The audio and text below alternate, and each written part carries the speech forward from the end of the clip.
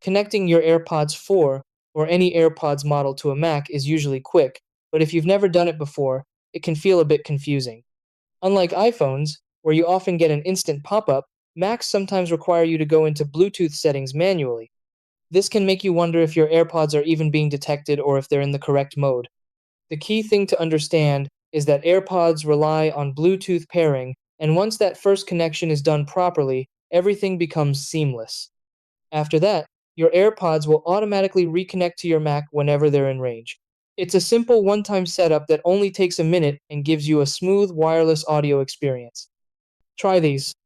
Step 1. Open the AirPods case with the earbuds inside. Step 2. On your Mac, go to System Settings, then Bluetooth, and turn it on. Step 3. Press and hold the setup button on the AirPods case until the light flashes white. Step 4. Look for your AirPods name in the list of available devices. Step 5. Click Connect next to your AirPods. Step 6. Confirm connection and set them as your audio output if needed.